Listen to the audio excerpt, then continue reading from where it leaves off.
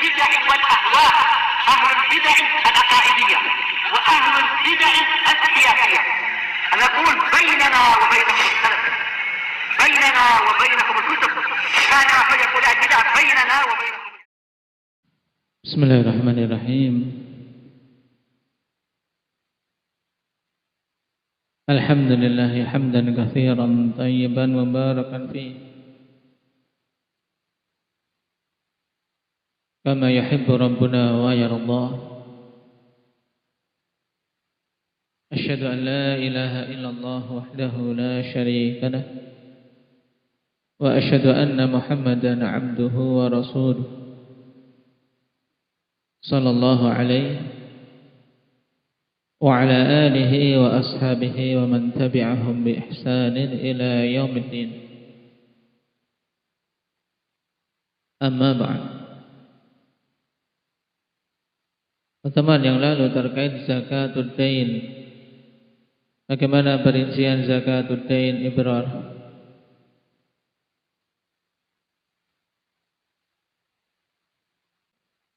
Nah, ada dua perincian dalam masalah ini, yaitu yang pertama apabila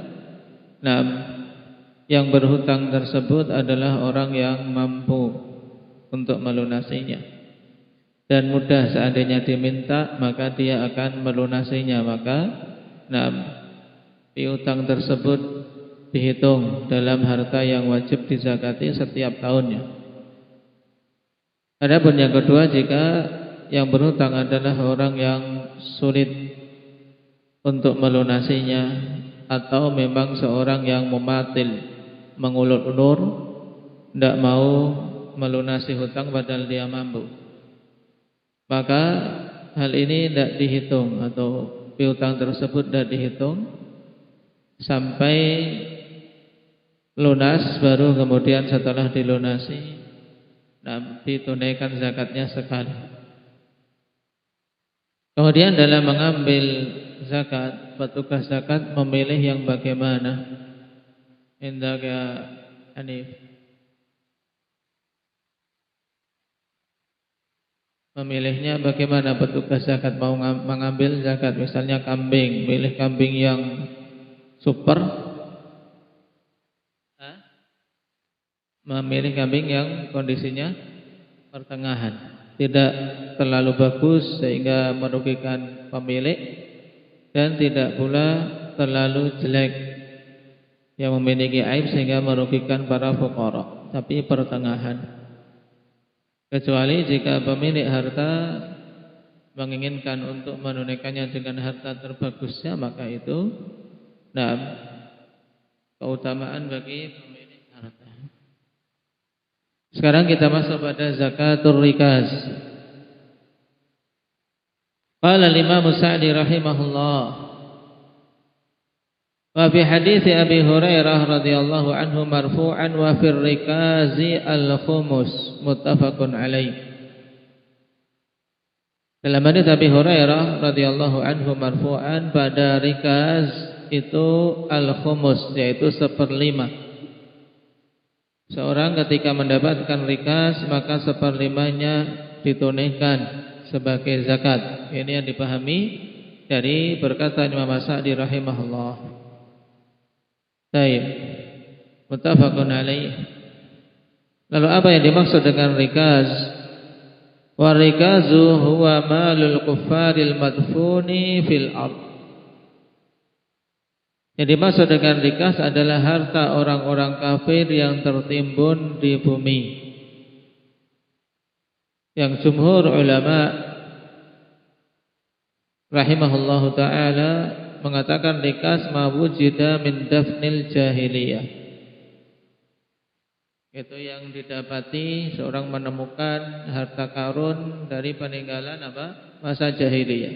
Misalnya kita sedang gali-gali, kemudian tiba-tiba mendapati peti harta peninggalan masa kerajaan-kerajaan dulu. Ini rikas. Kenapa? Timbunan jahiliyah, harta karun istilahnya dalam bahasa kita. Walaupun bukan semuanya peninggalan karun ya, tapi istilahnya harta temuan biasa dalam bahasa kita disebut harta karun. Yang menemukan ini, ya diketahui itu timbunan orang-orang kafir atau timbunan masa jahiliyah. Baik, maka dihukumi rikas. Berarti keluar darinya apabila harta itu harta simpanan kaum muslimin, masih baru, juga itu di daerah muslim, maka itu harta kaum muslimin, tidak boleh dia ambil. Baik. Lalu bagaimana mengetahui ini timbunan orang-orang kafir atau timbunan jahiliyah? Wa yu'rafu bi annahu min malihim idza kana 'alaihi 'alamatuhum. Dan diketahui bahwasanya itu dari harta orang-orang kafir apabila padanya tanda, misalnya tahun, kemudian lambang-lambang pada petinya atau yang lainnya, diketahui oh ini jaib timbunan orang-orang kafir atau timbunan masa jahiliyah. Faman wajadahu fa innahu yajibu alaihi an yukhrija minhu al-khumusa qalla aw kathur. Maka siapa saja yang mendapati yang seperti itu, maka wajib untuk mengeluarkan darinya 1/5, baik yang didapati sedikit atau banyak. Pokoknya 1/5 dapat 5 peti berarti apa? 1/5-nya berarti apa? 1 peti katanya.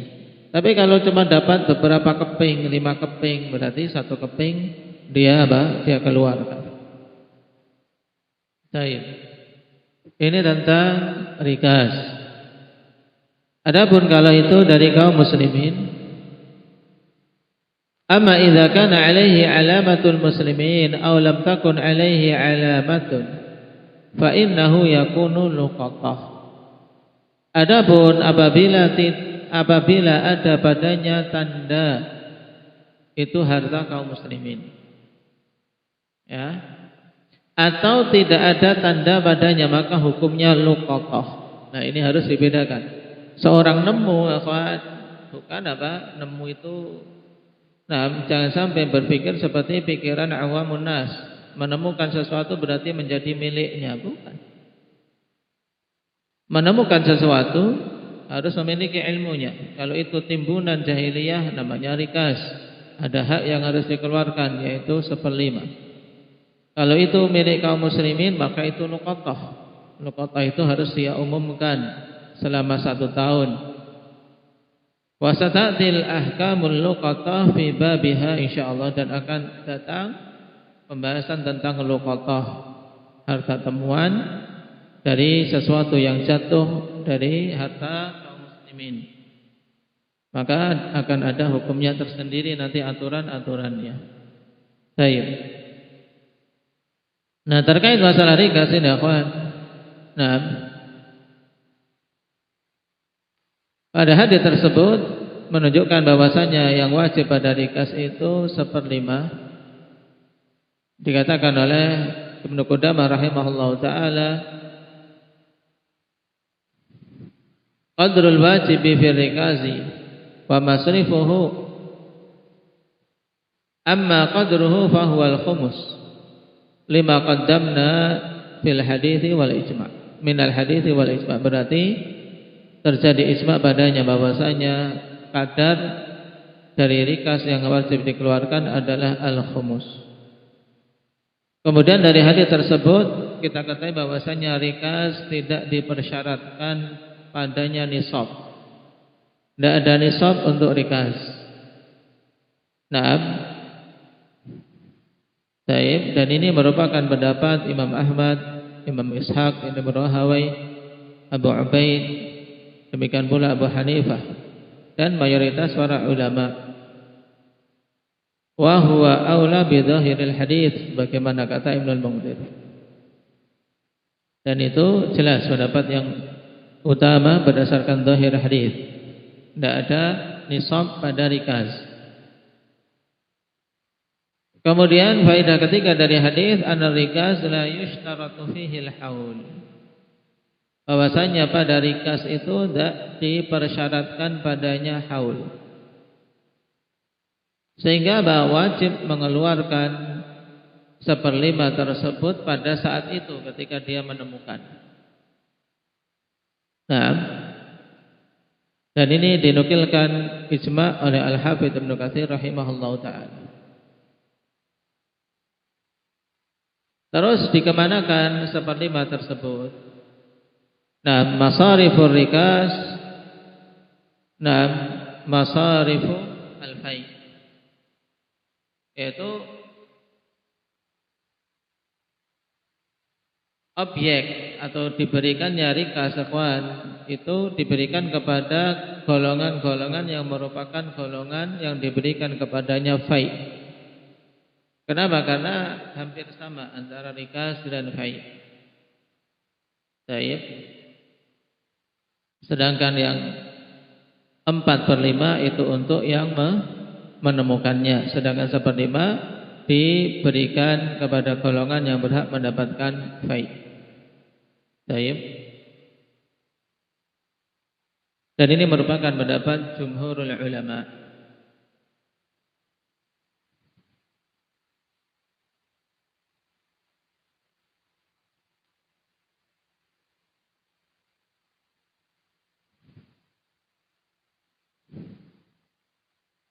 Kemudian apakah rikas itu khusus apabila berupa emas dan perak?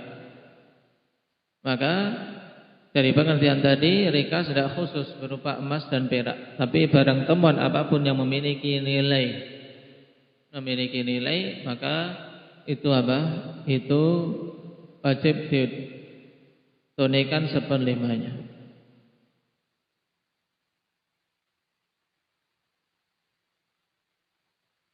Baik. Dan berarti kalau kita perhatikan dari sekian barang yang wajib ditunaikan zakatnya, itu yang paling banyak apa? Yang paling banyak apa, Rifi? Kadar yang paling banyak apa? Rikas, karena paling mudah ya kan, dia cuma nemu saja. Berbeda dengan apa? Dengan unta, kambing, kemudian apalagi pertanian. Itu untuk rikas kadarnya paling banyak 1/5. Kalau uang emas perak 1/40. Kalau hasil pertanian karena itu keluar dari bumi Allah Subhanahu wa taala yang menumbuhkannya, itu 1/10. Nah, atau 1/20 apabila butuh biaya dalam pengairan. Kemudian untuk hewan-hewan ada aturannya sendiri-sendiri. Baik.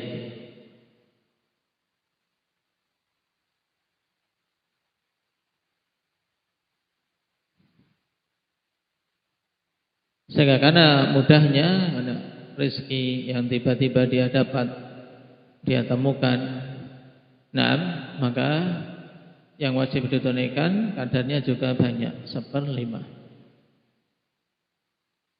Sekarang kita masuk pada zakat berikutnya, babu zakatil fitr.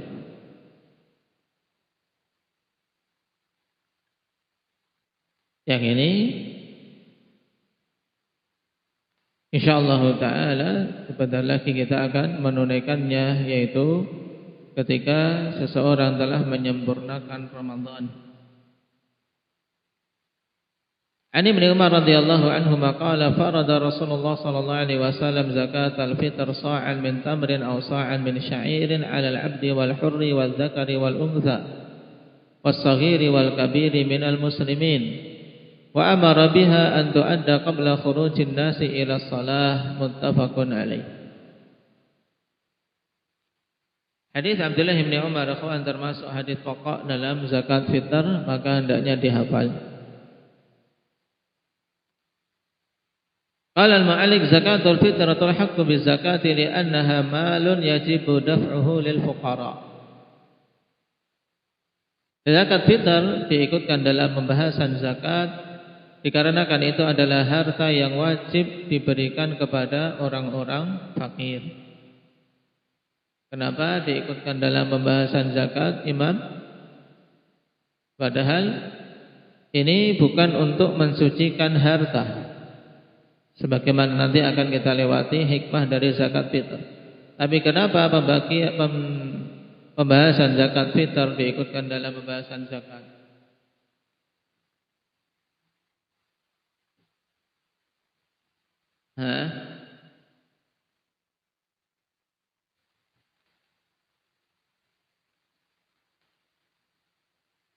Nah, sudah. Karena itu adalah harta yang diberikan, yang wajib untuk diberikan kepada orang-orang fakir miskin. Wa ba'dul ulama yalhaquha bis-siyam, dan sebagian ulama mengikutkannya dengan pembahasan siyam, dan ini kebanyakannya. Kenapa? Li'annaha tajibu bisababih. Karena apa? Karena zakat fitr itu wajib dengan sebab puasa Ramadan. Wa tukhraju ba'dahu aw fi akhirih. Dan zakat fitr dikeluarkan setelah puasa Ramadan atau di akhir Ramadan. Makanya biasanya pembahasan zakat fitr ya mengikuti pembahasan siyam. Cuma di sini Imam As-Sa'di rahimahullah taala digabungkan dengan pembahasan zakat dari sisi karena wajib ditunaikan untuk diberikan kepada fuqara, dan itu termasuk harta, termasuk mal. Dari Abdullah bin Umar radhiyallahu anhu beliau mengatakan Rasulullah sallallahu alaihi wasallam mewajibkan zakat fitr 1 sa' berupa kurma atau 1 sa' berupa syair, diberikan kepada yang wajib hal ini atas budak dan orang merdeka. Jadi kewajibannya umum, mencakup kaum muslimin, baik itu budak maupun orang merdeka, baik laki-laki maupun perempuan, baik yang kecil maupun yang besar dari kalangan kaum muslimin. Selama dia muslim wajib menunaikan zakat fitr. Dan Nabi sallallahu alaihi wasallam merintahkan untuk ditunaikan sebelum manusia keluar menuju salat Id. As-salah di sini berarti apa ini namanya? Hudzaifah. Ahdi zihni. Salat Id yang dimaksud. Hadis muttafaqun alaih. Wa qauluhu farada ay aujaba wa alzama. Nabi mewajibkan, mengharuskan. Wa hadza yufidu wujuba zakatil fitr. Ini memberikan faedah tentang wajibnya zakat fitr. Wa qila makna farada ay qaddaraha sa'an min tamrin aw sya'ir. Tapi ini makna lemah, maka disebutkan dalam qila. Dikatakan makna farada yaitu qaddara, menetapkan kadar 1 sa' berupa korma dan 1 sa' berupa syair untuk ditunaikan oleh setiap muslimin, diberikan kepada fuqara wal masakin.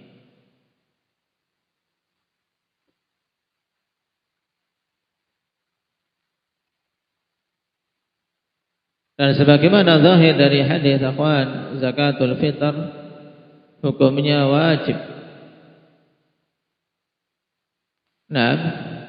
Hukumnya wajib atas kaum muslimin, dan ini dinukilkan ijma' oleh sederetan para a'immah, di antaranya Ibnu Qudamah, Ibnu Al-Munzir.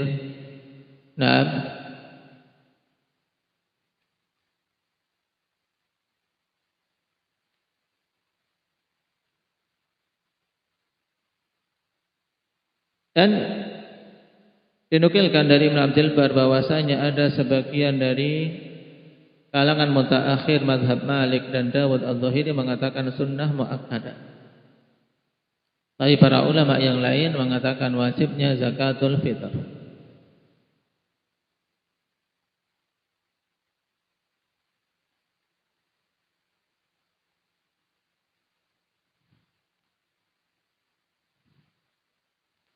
Kemudian kapan wajibnya zakatul fitr?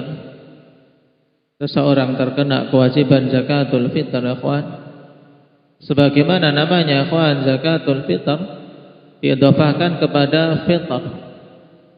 Naam, yaitu berarti apa? Zakat tajibu bil fitri min Ramadan. Zakat yang diwajibkan karena apa? Sebab dia berbuka dari puasa Ramadan. Sehingga wajib untuk mengeluarkan zakat fitr dengan sebab tenggelamnya matahari di akhir hari bulan Ramadan. Naam.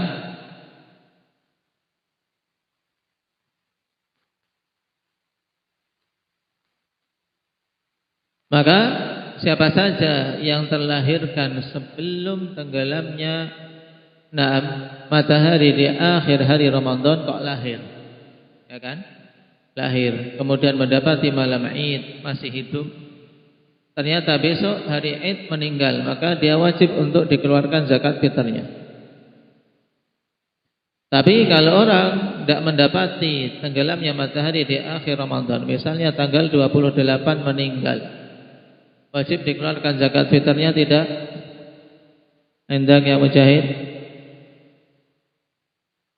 Tidak. Kenapa? Karena tidak mendapati tenggelamnya matahari di akhir hari bulan Ramadan. Baik. Sekarang kalau seorang lahir setelah Isya malam Id, wajib dikeluarkan zakat fitrnya tidak? Indah ya Rifki. Seorang lahir di malam Id, sudah Isya. Dikeluarkan zakat fitrahnya enggak? Enggak wajib dikeluarkan zakat fitr. Kenapa? Karena enggak mendapati Ramadan. Ya kan? Enggak mendapati Ramadan. Jadi kalau kita bisa simpulkan di sini, siapa saja mendapati akhir Ramadan sampai apa? Tenggelamnya matahari di akhir hari Ramadan, maka dia wajib untuk ditunaikan zakat fitrnya. Makanya kalau seorang misalnya membeli budak, kan zakat fitr nanti akan kita ketahui yang wajib menunaikan adalah apa? Kepala keluarga. Baik, seorang membeli budak. Zakat fitr dari budak ini wajib atas pemiliknya, atas sayyidnya. Membeli budak setelah malam Id, membeli budak di malam Id, maka dia tidak wajib menunaikan zakat fitrnya. Tapi kalau membeli budak tanggal 29, kemudian ternyata maghribnya dilihat hilal, maka dia wajib menunaikan zakat fitr dari budak tersebut. Paham? Ini kewajiban zakatul fitr. Wajib ikhwan dengan tenggelamnya matahari, dengan sebab tenggelamnya matahari di akhir hari Id. Baik, dengan dua alasan utama. Yang pertama, baik, zakatul fitr ini diidhafahkan kepada Ramadan. Sebagaimana dalam hadis Ibnu Umar, farada Rasulullah sallallahu alaihi wasallam zakatul fitri min Ramadan. Nabi sallallahu alaihi wasallam mengharuskan, mewajibkan zakat fitr dari Ramadan. Berarti dia mendapati Ramadan, harus mendapati bagian dari Ramadan, kemudian apa? Mendapati fitr dari Ramadan. Keluarnya dia dari Ramadan ya dengan tenggelamnya matahari di akhir hari Ramadan. Kemudian yang kedua, karena selain diidhafahkan pada Ramadan, dia juga diidhafahkan kepada fitr, menunjukkan wajibnya ini. Wajibnya zakatul fitr karena berbuka dari Ramadan. Baik. Sehingga karena dua hal ini, maka patokannya adalah tenggelamnya matahari di akhir hari Ramadan. Siapa mendapati akhir hari Ramadan sampai tenggelamnya matahari di akhir Ramadan kok kemudian meninggal di malam Id, maka wajib dizakati tidak? Wajib dikeluarkan zakat fitrnya tidak? Akmal? Wajib. Tapi kalau meninggalnya asar akhir Ramadan, dikeluarkan zakat fitrnya tidak? Tidak. Kalau lahir, nah, taib di hari Id dikeluarkan zakat fitrahnya enggak? Enggak ke Ali? Tidak. Tapi kalau lahir, nah, tanggal 29, kemudian hidup terus sampai malam Id, maka ini wajib dikeluarkan zakat fitrahnya. Taib. Kemudian kadar yang wajib untuk dikeluarkan pada zakatul fitr, Rasulullah sallallahu alaihi wasallam mewajibkan sa'an min tamr atau sa'an min syair. 1 sa' berupa tamr atau syair. Taib.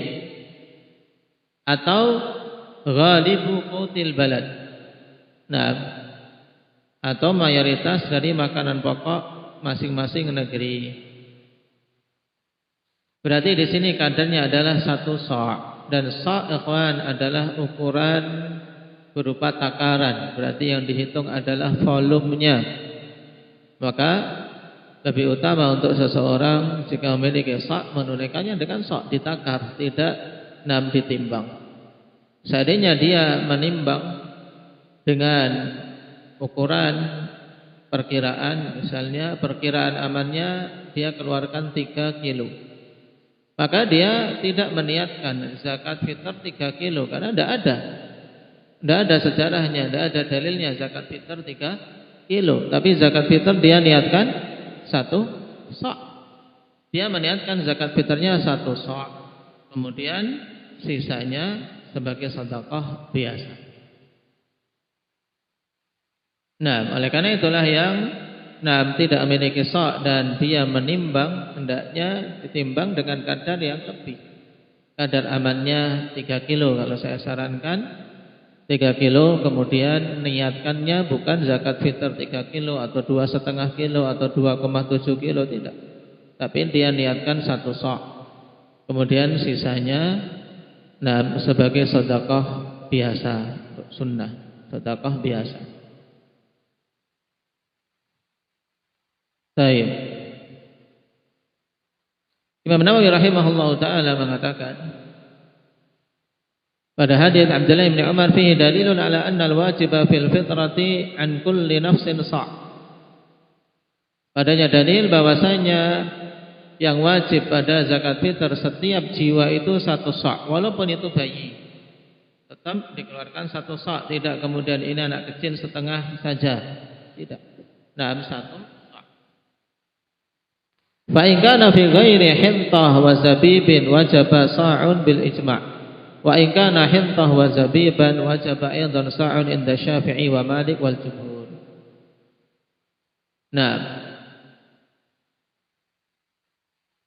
Jadi kalau itu pada selain hintah dan zabib wajib 1 sa' berdasarkan ijma'. Tapi ada khilaf pada hintah dan zabib dan jumhurul ulama, dan itu yang rajih juga sama, kadarnya harus 1 sa'.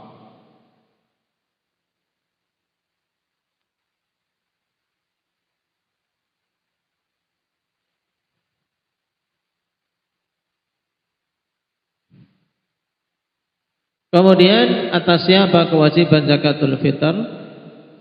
Dalam hadis 'alal 'abdi wal hurri wal dzakari wal untha was saghiri wal kabir. Ini penjelasan bahwasanya wajib zakat fitr atas mereka semua. Tapi syaratnya minal muslimin, dari kalangan kaum muslimin. Berarti syarat zakatul fitr adalah Islam. Ini syarat yang pertama, tidak sah atas orang kafir.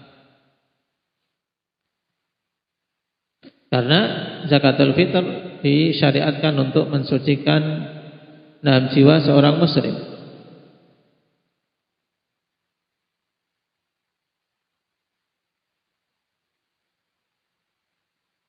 Dan ini perkara yang dikatakan oleh Al-Hafidz Ibnu Hajar, wa huwa amrun muttafaqun alaih. Dan itu merupakan perkara yang disepakati.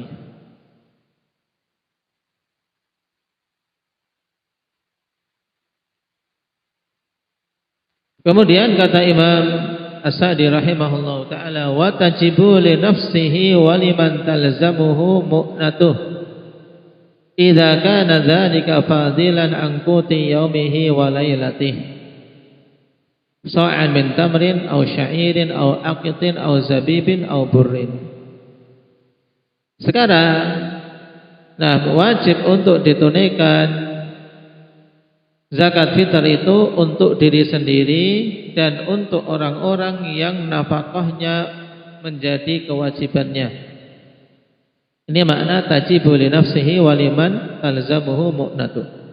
Bagi kepala keluarga yang dia memiliki anak istri atau memiliki budak-budak, maka semua yang berada di bawah tanggungan dia nafkahnya, zakat fitrnya menjadi kewajibannya.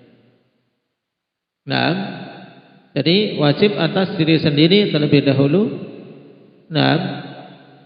Kemudian ala waliman talzamuhu mu'natuh. Baik. Dan itu ada 3 jenis. Yang pertama al-abid, budak-budak akhwan, maka yang mengeluarkan zakat fitrahnya adalah apa? Adalah sayyidnya. Laisa fil abid, laisa fil abdi shadaqatun illa shadaqatul fitr. Tidak ada pada budak-budak itu zakat kecuali zakat fitr. Dan ini ijma' dinukilkan padanya. Jadi budak zakat fitrnya ditanggung oleh siapa? Oleh siapa, Khadir? Oleh tuannya atau sayyidnya. Kemudian yang kedua zaujat, istri-istri. Wajib para wanita mengeluarkan zakat fitr, tapi atas siapa kewajiban tersebut? Yang rajih ala zauj. Kewajiban zakat fitr atas para istri itu adalah ditanggung oleh suaminya. Dan ini merupakan pendapat Ali bin Abi Thalib dan Ibnu Umar dari kalangan sahabat. Kemudian juga mazhab Imam Malik, Laits, Imam Ahmad, Ishaq bin Rahawayh dan Abu Thawr. Yang ketiga al-aqarib. Al-aqarib yaitu karib kerabat, seperti bapak, ibu. Kemudian ibn, anak laki-laki, anak perempuan. Maka zakat mereka atas siapa? Jawabannya, apabila mereka itu nafkahnya ditanggung oleh seorang laki-laki, maka laki-laki itu wajib untuk menunaikan zakat fitrnya. Misalnya dia menanggung nafkah bapaknya atau nafkah ibunya, maka bapak dan ibunya menjadi tanggungannya. Atau dia menanggung nafkah anaknya, maka anaknya ini zakat fitrnya wajib menjadi tanggungan orang tersebut. Tapi kalau anaknya sudah kerja sendiri-sendiri, mereka sudah tidak dinafkahi lagi, dia sudah punya pekerjaan sendiri, maka zakat fitrnya sendiri-sendiri. Demikian pula orang tua. Kalau orang tua masih mencari nafkah sendiri, maka zakat fitrnya atas mereka sendiri. Ini kesimpulan tentang zakat fitr atas aqarib.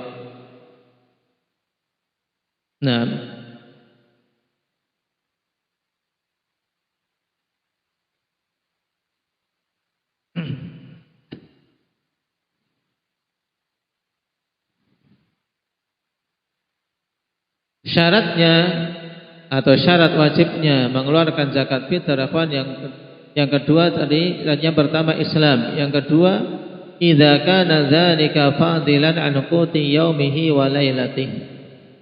Ini syarat yang kedua. Seorang terkena kewajiban zakat fitr apabila dia memiliki makanan dengan kadar sisa untuk hari tersebut dan malamnya. Jadi untuk malam Id dan hari Id dia sudah punya makanan. Kemudian masih sisa. Sisa inilah yang digunakan untuk menunaikan zakatul fitr. Tapi kalau tidak ada sisa, berarti dia tidak terkena kewajiban mengeluarkan zakatul fitr. Misalnya dia punya anak 5, istri 1. Kemudian cuma punya apa? Beras. Punya beras 5 kilo yang kalau untuk malam Id dan hari Id habis. Berarti tidak wajib mengeluarkan zakat fitr. Tapi kalau dia punya 10 kilo misalnya, 10 kilo, 5 kilo untuk makan hari Id malam Id, punya 5 kilo, berarti dia tunaikan untuk dirinya tok. Karena cuman cukup untuk satu orang, dia tunaikan untuk dirinya. Kalau malam itu ternyata dia diberi zakat, nah diberi zakat oleh orang, kumpulkan, ternyata cukup untuk membayar zakat anak, istri dan yang lain, dia wajib mengeluarkan juga sebagai apa? Sebagai upaya membayar zakatul fitr. Ini. Jadi batasannya selama dia memiliki sisa makanan untuk dirinya dan keluarganya pada malam Id dan hari Id. Sisanya itulah berarti kalau dia sisa wajib menunaikan zakatul fitr. Kalau tidak ada, maka tidak wajib menunaikan zakatul fitr. Tapi kapan saja ada, misalnya dapat zakat, maka dengan zakat tersebut yang diberi oleh orang, dia tunaikan lagi untuk diberikan kepada yang lainnya. Dan ini pendapat jumhurul ulama. Jadi ada dua syarat wajibnya zakatul fitr. Yang pertama Islam, yang kedua memiliki kadar lebih berupa makanan untuk makan dia dan keluarganya pada malam Id dan hari Id. Baik. Barakallahu fiikum, mungkin itu dulu. Naktai bihadza walhamdulillahi rabbil alamin.